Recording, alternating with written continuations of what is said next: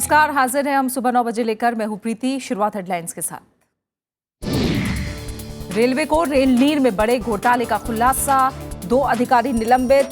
राजधानी और शताब्दी में रेल नीर के बजाय बिकती थी निजी कंपनियों की सस्ती पानी की बोतलें।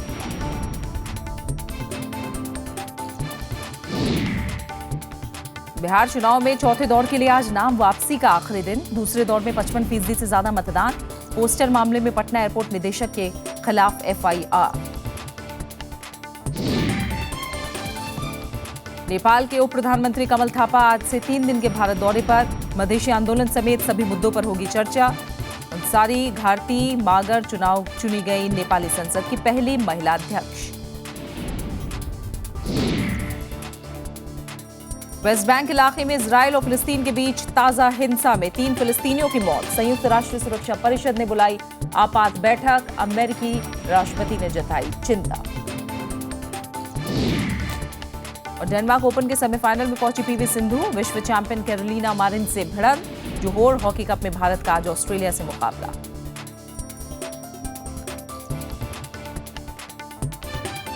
और सबसे पहले बुलेटिन में बात बिहार विधानसभा चुनाव से जुड़ी खबरों की।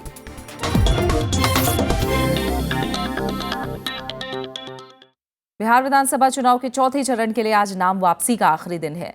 बिहार के चुनावी रण में चौथे दौर में 7 जिलों पूर्वी चंपारण, मुजफ्फरपुर, पश्चिम चंपारण, सीवान, सीतामढ़ी, गोपालगंज और शिवहर की 55 सीटें शामिल हैं। इस दौर में पूर्वी चंपारण की 12, मुजफ्फरपुर की 11, पश्चिम चंपारण की 9, सीवान और सीतामढ़ी के 8-8, गोपालगंज की 6 और शिवहर की 1 सीट शामिल है। विधानसभा चुनाव के इस दौर के लिए 14 अक्टूबर तक नामांकन पत्र दाखिल करने का सिलसिला चला। 15 अक्टूबर को नामांकन पत्रों की जांच पूरी हुई। इस दौर के लिए उम्मीदवार आज यानी 17 अक्टूबर तक नाम वापस ले सकेंगे। चौथे दौर में 7 सीटें अनुसूचित जाति के लिए आरक्षित हैं। इस चरण की सभी 55 सीटों पर 1 नवंबर को वोट डाले जाएंगे। बिहार चुनाव के 5वें दौर के लिए आज नामांकन पत्रों की जांच होगी। विधानसभा चुनाव के इस आखिरी दौर में 9 जिले मधुबनी, सुपौल, अररिया, किशनगंज, पूर्णिया, कटिहार, मधेपुरा, सहरसा और दरभंगा के 57 विधानसभा सीटों पर 5 नवंबर को मतदान होगा। विधानसभा चुनाव के इस चरण के लिए 8 अक्टूबर को अधिसूचना जारी हुई थी। 15 अक्टूबर तक नामांकन पत्र दाखिल किए गए। 17 अक्टूबर यानी आज नामांकन पत्रों की जांच का काम पूरा होगा, जबकि 19 अक्टूबर तक नाम वापस लिए जा सकेंगे। 5 नवंबर को 5वें दौर के मतदान के बाद 8 नवंबर के दिन सभी सीटों पर बिहार विधानसभा चुनाव के नतीजे आ जाएंगे।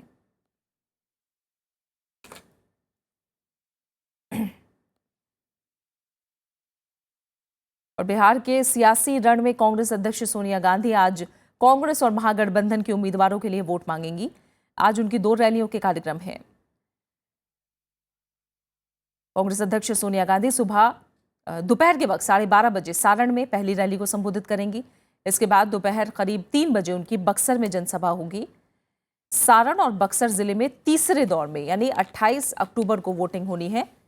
तीसरे दौर की सीटों की बात करें तो इस दौर में 50 सीटों पर मतदान होना है। कांग्रेस ने बिहार चुनाव के बाकी बचे 3 चरणों के लिए प्रचार की व्यापक रणनीति बनाई है, जिसके तहत आने वाले दिनों में कांग्रेस अध्यक्ष सोनिया गांधी और उपाध्यक्ष राहुल गांधी की कई जनसभाओं और रैलियों के कार्यक्रम प्रस्तावित हैं।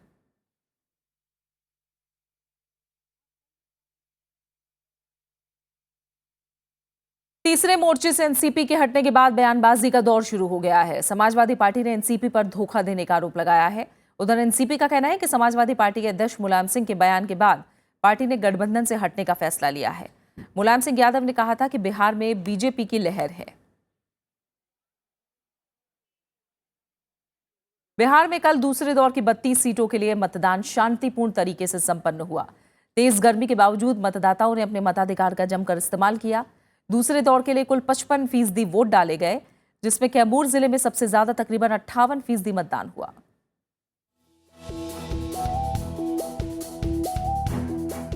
ये तस्वीरें हैं बिहार में दूसरे दौर के मतदान की। इस दौर में 32 सीटों के लिए शुक्रवार को वोट डाले गए। तेज धूप और तपती गर्मी के बावजूद लोगों ने अपने मताधिकार का जमकर इस्तेमाल किया। कुल प्रतिशत देखें तो इस फेज के लिए ये लगभग 55% रहा, जो पिछली बार 52.03% था।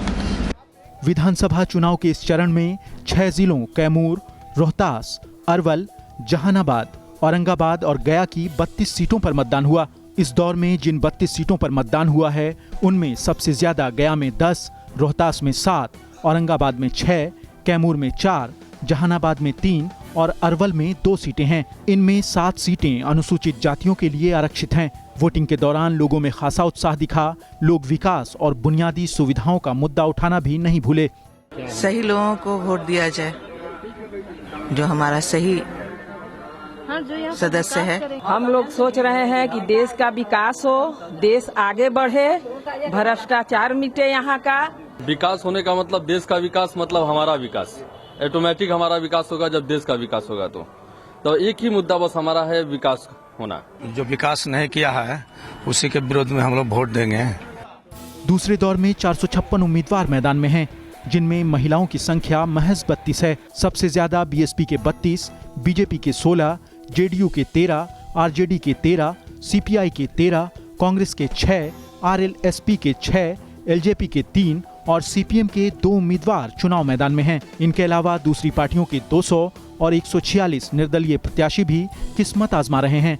आबादी के लिहाज से सबसे बड़ा विधानसभा क्षेत्र सासाराम है, जबकि सबसे छोटा मखदूमपुर। छोटा होने के बावजूद मखदूमपुर काफी अहम है, क्योंकि यहाँ से जीतन राम मांझी मैदान में हैं। प्रणव गोस्वामी, राज्यसभा टीवी, गया।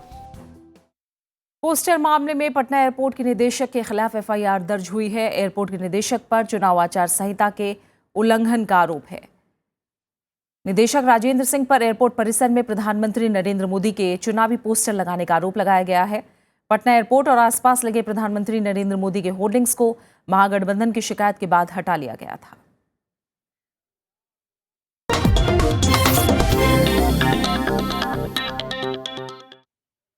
रेल नीर मामले में सीबीआई की छापेमारी के बाद रेलवे ने 2 आरोपी अधिकारियों को निलंबित कर दिया है। रेल मंत्री सुरेश प्रभु ने ट्वीट करके भ्रष्टाचार के मामलों से सख्ती से निपटने की बात कही है। सीबीआई ने शुक्रवार को उत्तर रेलवे के 2 अधिकारियों और 7 निजी कंपनियों के खिलाफ छापेमारी की थी, जिसमें 20 करोड़ रुपए बरामद किए गए। ट्रेनों में रेल नीर की जगह किसी और कंपनी का पानी यात्रियों को देने के मामले में सीबीआई ने शुक्रवार को 2 पूर्व अधिकारियों और 7 निजी कंपनियों के 13 ठिकानों पर छापे मारे।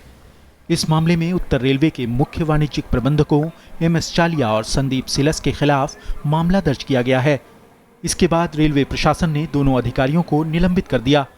रेल मंत्री सुरेश प्रभु ने ट्वीट कर इसकी जानकारी दी। अधिकारियों पर आरोप है कि उन्होंने राजधानी शताब्दी एक्सप्रेस समेत प्रीमियम ट्रेनों में रेल नीर की जगह पानी की सस्ती बोतलों की आपूर्ति कर इन निजी कंपनियों को फायदा पहुंचाया।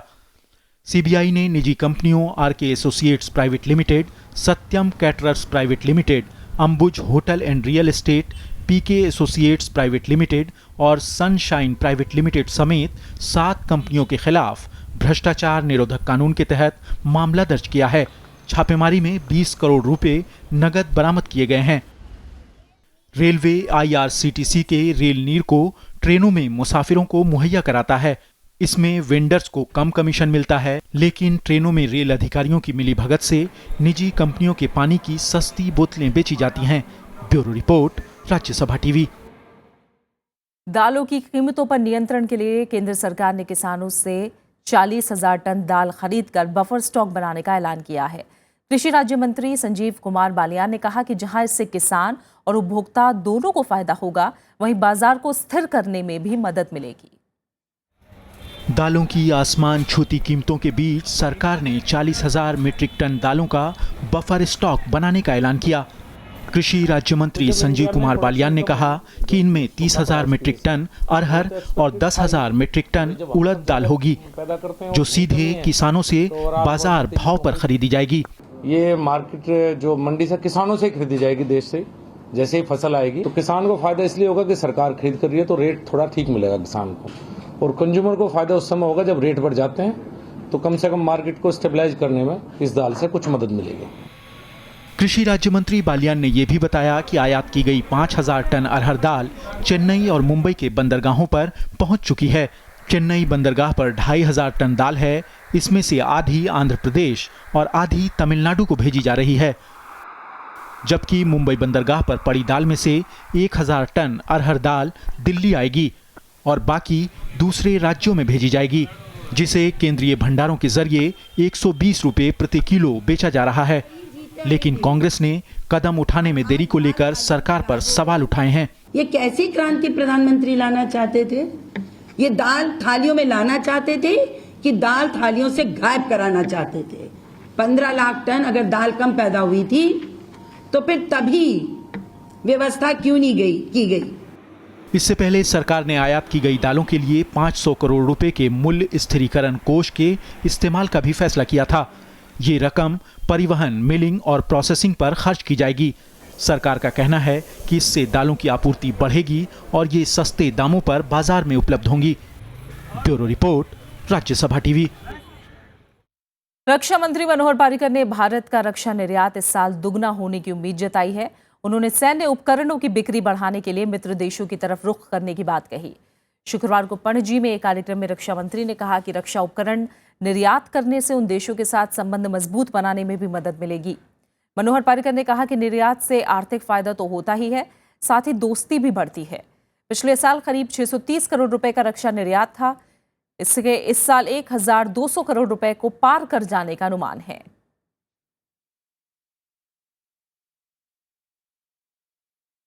केंद्र सरकार ने अराजपत्रित कर्मचारियों के लिए 30 दिनों के वेतन के बराबर बोनस देने की घोषणा की है। ये बोनस त्योहारों के मौके पर दिया जा रहा है। वित्त मंत्रालय की तरफ से जारी अधिसूचना के मुताबिक समूह सी और डी के केंद्रीय कर्मचारियों और समूह बी में सभी अराजपत्रित कर्मचारियों को ये बोनस मिलेगा। इस बोनस का भुगतान केंद्रीय अर्धसैनिक बलों और सशस्त्र बलों के कर्मचारियों को भी दिया जाएगा।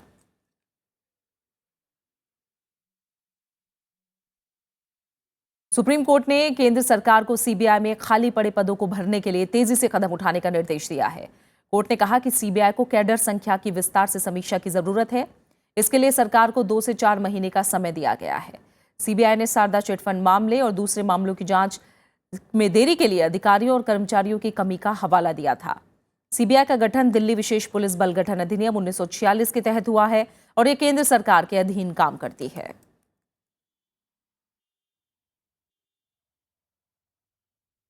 नेपाल के नवनिर्वाचित उप प्रधानमंत्री कमल थापा 3 दिन की यात्रा पर आज दिल्ली पहुंच रहे हैं।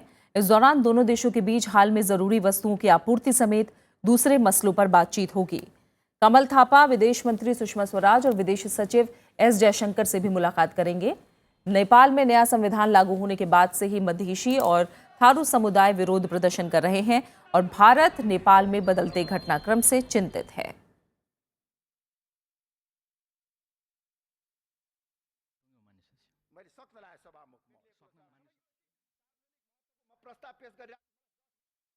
नेपाल में पहली बार किसी महिला को संसद का अध्यक्ष निर्वाचित किया गया है। संसद ने शुक्रवार को सर्वसम्मति से यूसीपीएन माओवाद की सांसद ओदसारी घाटी मागर को सदन का अध्यक्ष चुना। वो पहले संसद की डिप्टी स्पीकर रह चुकी हैं। इससे पहले Nepal workers and peasants party की सांसद अनुराधा थापा मागर ने अपनी उम्मीदवारी वापस ले ली थी। नेपाल की संविधान सभा को 20 सितंबर को देश को नया संविधान लागू होने के बाद विधायी संसद में तब्दील कर दिया गया था और केपी शर्मा ओली को नेपाल का नया प्रधानमंत्री चुना गया था।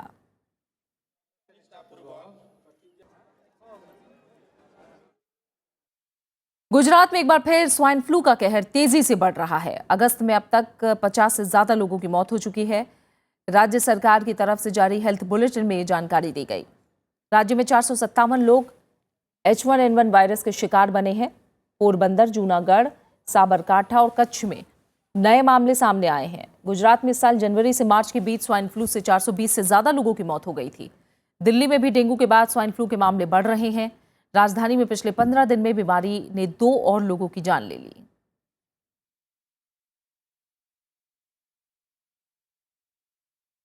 टेलीकॉम कंपनियों को कॉल ड्रॉप के लिए उपभोक्ताओं को हर्जाना देना होगा। ट्राई के मुताबिक बीच में ही कटने वाली हर एक कॉल के लिए 1 रुपए चुकाने होंगे। नई व्यवस्था अगले साल 1 जनवरी से लागू होगी। कॉल ड्रॉप से परेशान उपभोक्ताओं को ट्राई ने बड़ी राहत दी है। 1 जनवरी से ऐसे उपभोक्ताओं को टेलीकॉम कंपनियां हर्जाना देंगी। 1 कॉल ड्रॉप के लिए 1 रुपया मिलेगा। एक दिन में अधिकतम 3 कॉल ड्रॉप के लिए 3 रुपये मिलेंगे। इस हर्जाने के लिए ग्राहकों को 1 जनवरी तक इंतजार करना होगा। ट्राई ने ये महसूस किया कि अगर कॉल ड्रॉप होता है तो ये एक प्रकार से सर्विस की डेफिशिएंसी है और उसके लिए कोई तरीके से कस्टमर्स को कंपनसेट किया जाता है। कोई भी परिवर्तन किसी टेक्नोलॉजी सिस्टम में करना होता है तो उसके लिए कुछ वक्त लगता है और उसी के लिए हम लोगों ने 2.5 महीने का वक्त दिया है। ट्राई के नए नियमों के तहत कंपनियों को 4 घंटे में मैसेज से कॉल ड्रॉप की सूचना देनी होगी। इसमें क्रेडिट की गई रकम की जानकारी भी होगी। पोस्टपेड ग्राहकों को बिल में इसकी जानकारी मिलेगी। दूरसंचार मंत्री रविशंकर प्रसाद ने कंपनियों से नेटवर्क सुधारने को कहा है। कॉल ड्रॉप के बारे में सारे जो ऑपरेटर्स हैं उनको सघन तरीके से कार्रवाई करके इसका समाधान करना चाहिए। काफी कुछ हो रहा है और करने की जरूरत है और इस समाधान में जितना हमारे सहयोग की आवश्यकता होगी विभाग की उसको दिया जाएगा, लेकिन इसकी प्राइमरी रिस्पॉन्सिबिलिटी उनकी है। विपक्ष नए नियमों से सहमत नहीं है। कांग्रेस का कहना है कि हर जाने के बजाय नेटवर्क सुधारने पर जोर होना चाहिए। कांग्रेस ने ये कहा है कि जो कॉल ड्रॉप है वो खत्म होना चाहिए, टेक्निकल फॉल्ट जो है उसको दूर करना चाहिए। प्रधानमंत्री ने भी ये बात कही है, लेकिन आज आप जुर्माना देने के लिए तैयार हैं लेकिन सिस्टम को ठीक करने के लिए तैयार नहीं है। ये तो बहुत ही अफसोस की बात है। ट्राई की तमाम कोशिशों के बावजूद कॉल ड्रॉप की समस्या ज्यादा गंभीर हो गई है। ट्राई की रिपोर्ट के मुताबिक बीते 1 साल में पीक आवर्स में कॉल ड्रॉप 2 गुनी हो गई है। इसके अलावा खराब सेवाओं के लिए मोबाइल कंपनियों पर 2 लाख रुपए तक का जुर्माना भी लगेगा। Bureau report, Rajya Sabha TV. और फिलहाल एक छोटा सा ब्रेक, और ब्रेक के बाद याद करेंगे अभिनेत्री स्मिता पाटिल को उनके जन्मदिन पर।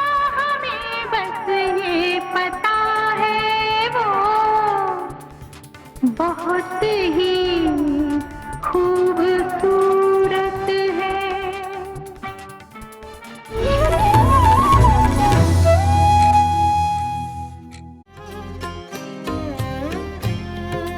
फूल खिलते हैं आवाज की गहराई और गजल से लगाओ से।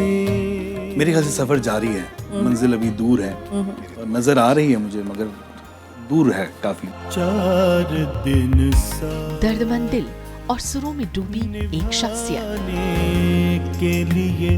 अब मैं दिक्कतों की तरफ ज्यादा देखता नहीं हूँ क्योंकि मैं अपने म्यूजिक में बहुत डूबा हुआ हूँ। अपने सुरों से दोस्ती मैंने ऐसी कर रखी है कि वो मेरा साथ दे देते हैं इंस्टेंटली। मिलिए शख्सियत में गजल की दुनिया के ताबिंदा सितारे तौसीफ अख्तर से, सिर्फ राज्यसभा टीवी पर।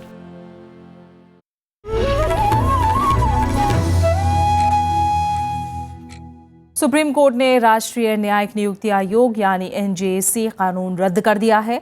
यह व्यवस्था बड़ी अदालतों में जजों की नियुक्ति के लिए संसद ने बनाई थी। शीर्ष अदालत ने करीब 2 दशक पुराने कॉलेजियम प्रणाली को बरकरार रखने का आदेश दिया है। संविधान पीठ ने कहा है कि कॉलेजियम सिस्टम में सुधार के लिए सुझाव भी मांगे गए हैं। सुप्रीम कोर्ट की संवैधानिक पीठ ने गुरुवार को न्यायिक नियुक्ति आयोग कानून को असंवैधानिक करार दिया। इसके साथ ही न्यायाधीशों की नियुक्ति और तबादलों में सरकार की भूमिका खत्म हो गई है। 5 सदस्यों वाली पीठ ने इस मामले को बड़ी बेंच में भेजने की याचिका भी खारिज कर दी। Both the acts have been struck down. Now the effect would be कि जो पहले वाला कोलिजियम सिस्टम है जिसमें अपॉइंटमेंट्स ऑफ सुप्रीम कोर्ट जजेस और हाई कोर्ट जजेस होती थी, अब कोलिजियम सिस्टम दोबारा से ऑपरेट करेगा और फर्दर अपॉइंटमेंट जितनी भी हैं वो कोलिजियम सिस्टम से ही होंगे। NJAC के खिलाफ सुप्रीम कोर्ट में कई याचिकाएं दाखिल की गई थीं। आयोग में कानून मंत्री को शामिल करने पर भी सवाल उठाए गए थे। सरकार ने कोर्ट के फैसले पर हैरानी जताई है। So will of the people has been properly represented by the government, and as far as the further steps and other things are concerned, I will come back to you only after going to the text in detail and after consulting with my honorable Prime Minister. जानकारों का मानना है कि इस फैसले से न्यायपालिका और विधायिका की शक्तियों पर नई बहस शुरू हो सकती है। अब तो बहस शुरू होगी कि पार्लियामेंट मतलब लेजिस्लेचर और जुडिशरी उसके जो रोल्स है उसके बारे में तो चर्चा तो होगी ही, क्योंकि एक बहुत ही एक महत्वपूर्ण लैंडमार्क जिसको कह सकते हैं फैसला है ये। न्यायाधीशों की नियुक्ति और तबादले कोलेजियम प्रणाली से होते हैं। ये व्यवस्था 1993 से लागू है। कोलेजियम में सुप्रीम कोर्ट के मुख्य न्यायाधीश समेत 4 अन्य वरिष्ठतम जज शामिल हैं। NJAC का मामला कोर्ट पहुंचने के बाद जजों की नियुक्ति रुकी हुई है। इससे हाई कोर्ट और सुप्रीम कोर्ट में करीब 400 पद खाली हैं। अब उम्मीद की जानी चाहिए कि जल्द ही सैकड़ों रिक्त पदों को भर दिया जाएगा और न्याय का पहिया दोबारा अपनी गति से चलना शुरू हो जाएगा। लेकिन जानकार मानते हैं कि आज के इस फैसले से एक नई बहस शुरू हो सकती है, जिसमें इस बात का जिक्र हो सकता है कि न्यायपालिका और विधायिका में अधिक ताकतवर कौन है। कैमरामैन चेतन शर्मा और मेरे सहयोगी विपिन चौहान के साथ रविंद्र सिंह शोराण, राज्यसभा टीवी। सरकार ने न्यायिक नियुक्ति आयोग को असंवैधानिक करार देने के सुप्रीम कोर्ट के फैसले को संसदीय संप्रभुता के लिए झटका बताया है। केंद्रीय दूरसंचार मंत्री रविशंकर ने कल कहा कि कॉलेजियम सिस्टम में सुधार के लिए सुझाव मांगना बताता है कि इस प्रक्रिया में कुछ गलत है। वहीं कांग्रेस ने कहा है कि इस फैसले से संसद के कानून बनाने के अधिकार की सीमा को लेकर सवाल खड़ा हो गया है। बड़ा सवाल इस जजमेंट से देश में उठेगा कि अंततः पार्लियामेंट का संविधान के संशोधन में और कानून को लेजिस्लेट करने में क्या रोल है और क्या उस रोल की जो सीमा है वो हर हालत में अंतिम तौर पे सुप्रीम कोर्ट ही उसको डिलिनेट करेगा। When they are themselves saying that we need to get suggestions on improving the working of the collegium system, that means there was something wrong in there which requires to be addressed. You go to the judgment, examine, and thereafter come out with a structured response. What future course of action? सरकार को इस पर पुनः विचार करना चाहिए और मैं समझता हूं कि सरकार जो भी इस तरह का फैसला लेती है उसमें सुप्रीम कोर्ट के माननीय न्यायाधीशों को भी विश्वास में लेना चाहिए। भीषण सूखे की मार झेल रहे महाराष्ट्र के किसानों को राज्य सरकार ने बड़ी राहत दी है। राज्य सरकार ने करीब 15,000 गांवों को सूखाग्रस्त घोषित कर दिया है और किसानों को कर्ज, बिजली के बिल और फसल खरीद समेत कई सहूलियत देने का ऐलान किया है। कम बारिश के बाद महाराष्ट्र के कई जिलों में सूखे के हालात पैदा हो गए। राज्य सरकार ने महाराष्ट्र के 14,700 से ज्यादा गांवों को सूखाग्रस्त घोषित किया है। इस इलाके में रहने वाले लोगों को कर्ज, बिजली के बिल और छात्रों की परीक्षा फीस में रियायत दी गई है। महाराष्ट्र में 14,708 गांव में हमने अकाल पीड़ित गांव घोषित किए हैं, जिसमें कि जो कर्जा होता है उस कर्जा का पुनर्गठन करना, नया कर्जा उनको उपलब्ध कर देना, बिजली का जो कृषि पंप का कनेक्शन है वो ना काटना, उनके जो लड़कों की फीस है वो फीस जो परीक्षा फी है वो माफ करना, ऐसी कई सहूलतें आज हमने घोषित की है। राज्य सरकार रबी के मौसम में दलहन और तिलहन उत्पादन बढ़ाने के लिए किसानों को बीज और खाद मुहैया करा रही है। साथ ही खरीफ की फसलों की खरीद बढ़ाने का भी फैसला किया गया है। कपास है, धान है, सोयाबीन और ज्वार है, इसके खरीदी के लिए खरीदी केंद्र खुलवाने के लिए भी निर्णय आज लिया है। अभी रबी हंगाम ने ये दाल का उत्पादन बढ़ाने के लिए जो चना है उसको प्रोत्साहन हम दे रहे हैं और किसानों को चने के लिए बीज मुफ्त दे रहे हैं। कई जगह खाद भी उसके साथ साथ मुफ्त देना हमने शुरू किया है। इस साल मराठवाड़ा और विदर्भ में औसत से 44% कम बारिश हुई थी। वहीं मध्य महाराष्ट्र में 38% कम बारिश हुई। महाराष्ट्र में इस साल करीब 1,500 किसानों के खुदकुशी करने के मामले सामने आए हैं। इसमें आधे मराठवाड़ा इलाके के रहने वाले हैं। Bureau report, Rajya Sabha TV. पश्चिमी तट और गाजा में फिलिस्तीनियों और इजरायलियों के बीच हिंसा जारी है। ताज़ा हिंसा में 3 फिलिस्तीनी मारे गए हैं। शुक्रवार को गाजा सीमा पर इजरायली सैनिकों के साथ हुई झड़प में 2 फिलिस्तीनी मारे गए, जबकि पश्चिमी तट में एक फिलिस्तीनी ने इजरायली सैनिक को चाकू से जख्मी कर दिया, जिसे बाद में गोली मार दी गई। चाकू मारने की घटनाओं के बाद इजराइल में सुरक्षा व्यवस्था बढ़ा दी गई है। इससे पहले फिलिस्तीनी प्रदर्शनकारियों ने पश्चिमी तट के नेबुल्स में यहूदियों के पवित्र यूसुफ के मकबरे को आग लगा दी थी। संयुक्त राष्ट्र महासचिव बान की मून ने भी आगजनी की घटना की कड़ी शब्दों में निंदा की है। इस मामले पर शुक्रवार को सुरक्षा परिषद की आपात बैठक बुलाई गई थी। अमेरिकी राष्ट्रपति ओबामा ने भी ताज़ा हिंसा पर चिंता जताई है।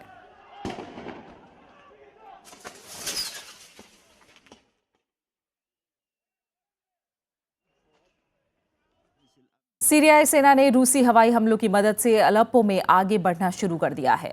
दक्षिण अलेप्पो में ईरान समर्थित और लेबनान के हिजबुल्लाह लड़ाके भी अभियान में सीरियाई सेना की मदद कर रहे हैं। अमेरिका का दावा है कि यहां ईरान समर्थित 2,000 लड़ाके तैनात हैं।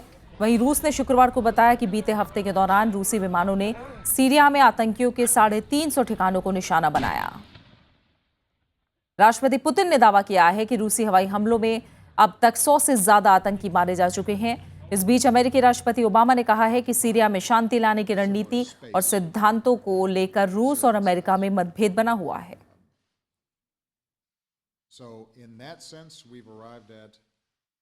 इससे पहले तुर्की के लड़ाकू विमानों ने शुक्रवार को सीरियाई सीमा के नजदीक एक ड्रोन मार गिराया। ड्रोन किस देश का था इसका पता अभी नहीं चल सका है। 3 चेतावनी जारी करने के बावजूद ये ड्रोन लगातार प्रतिबंधित क्षेत्र में घुसने का प्रयास कर रहा था। ड्रोन तुर्की हवाई सीमा के 3 किलोमीटर अंदर तक आ गया था। रूसी जेट विमानों ने इसी महीने तुर्की हवाई सीमा का उल्लंघन कर विवाद को जन्म दिया था। इसके बाद तुर्की ने सख्त लहजे में ऐसे सीमा उल्लंघन के खिलाफ कार्रवाई की चेतावनी दी थी। हंगरी ने प्रवासियों को रोकने के लिए क्रोएशिया से लगी सीमा को बंद कर दिया है। वहीं क्रोएशिया का कहना है कि वो इन प्रवासियों को स्लोवेनिया की तरफ रवाना करेगा, लेकिन इसके बाद स्लोवेनिया ने क्रोएशिया से रेल परिवहन बंद कर दिया है। हंगरी सर्बिया से लगी सीमा पहले ही बंद कर चुका है। इस बीच तुर्की ने कहा है कि यूरोपीय संघ ने जिस साझा कार्य योजना पर सहमति जताई है उसे अंतिम रूप नहीं दिया गया है। यूरोपीय संघ के नेता तुर्की के लिए वीजा नियमों को उदार बनाने की प्रक्रिया तेज करने पर राजी हुए हैं। उन्होंने यूरोपीय संघ में तुर्की के शामिल होने पर बातचीत दोबारा शुरू करने पर सहमति और अधिक मदद देने की बात कही है, लेकिन तुर्की के विदेश मंत्री का कहना है कि इस आशय का समझौता अभी एक ड्राफ्ट की शक्ल में ही है।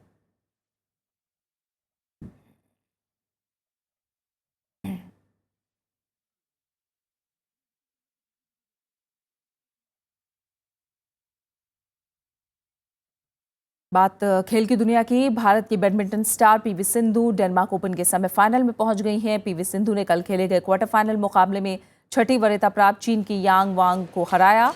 सिंधु ने ये मैच 45 मिनट में 21-18, 21-19 से जीता। विश्व की 13वीं वरीयता प्राप्त सिंधु आज होने वाले सेमीफाइनल में स्पेन की कैरोलिना मारिन से भिड़ेंगी, जो मौजूदा विश्व और यूरोपियन चैंपियन हैं। मारिन और सिंधु के बीच अब तक की ये 5वीं भिड़ंत होगी। 3 मौकों पर मारिन विजयी रही हैं, जबकि सिंधु को एक बार जीत मिली है। 2011 के बाद से सिंधु एक बार भी मारिन को हरा नहीं सकी हैं। विश्व की नंबर 1 खिलाड़ी साइना नेहवाल और 5वीं वरीयता प्राप्त किदाम्बी श्रीकांत उलटफेर का शिकार होकर टूर्नामेंट से पहले ही बाहर हो गए हैं। मशहूर अभिनेत्री स्मिता पाटिल का जन्मदिन है। उन्होंने अपने सशक्त अभिनय से समानांतर सिनेमा के साथ साथ व्यावसायिक सिनेमा में भी खास पहचान बनाई। सिनेमा में अमूल्य योगदान के लिए उन्हें 2 बार राष्ट्रीय पुरस्कार और पद्मश्री से भी सम्मानित किया गया। 13 दिसंबर 1986 को मुंबई में उनका निधन हुआ था। हमें बस ये पता है वो बहुत ही खूबसूरत है।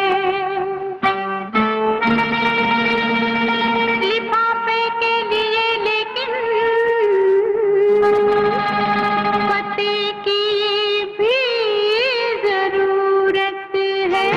हो जाने कैसे कब कहाँ इकरार हो गया, हम सोचते ही रह गए और प्यार हो गया। दुश्मन न करे दोस्त ने वो काम किया है, उम्र भर का गम हमें इनाम दिया है। और अब आखिर में एक नजर हेडलाइंस पर। रेलवे के रेल नीर में बड़े घोटाले का खुलासा, 2 अधिकारी निलंबित। राजधानी और शताब्दी में रेल नीर की बजाय बिकती थी निजी कंपनियों की सस्ती पानी की बोतलें। बिहार चुनाव में चौथे दौर के लिए आज नाम वापसी का आखिरी दिन। दूसरे दौर में 55% से ज्यादा मतदान। पोस्टर मामले में पटना एयरपोर्ट निदेशक के खिलाफ एफआईआर। नेपाल के उप प्रधानमंत्री कमल थापा आज से 3 दिन के भारत दौरे पर। मधेशी आंदोलन समेत सभी मुद्दों पर होगी चर्चा। अंसारी घाटी मागर चुनी गई नेपाली संसद की पहली महिला अध्यक्ष। वेस्ट बैंक इलाके में इजरायल और फिलिस्तीन के बीच ताजा हिंसा में 3 फिलिस्तीनियों की मौत। संयुक्त राष्ट्र सुरक्षा परिषद ने बुलाई आपात बैठक। अमेरिकी राष्ट्रपति ने जताई चिंता। डेनमार्क ओपन के सेमीफाइनल में पहुंची पीवी सिंधु। विश्व चैंपियन कैरोलिना मारिन से भिड़ंत। जोहर हॉकी कप में भारत का आज ऑस्ट्रेलिया से मुकाबला।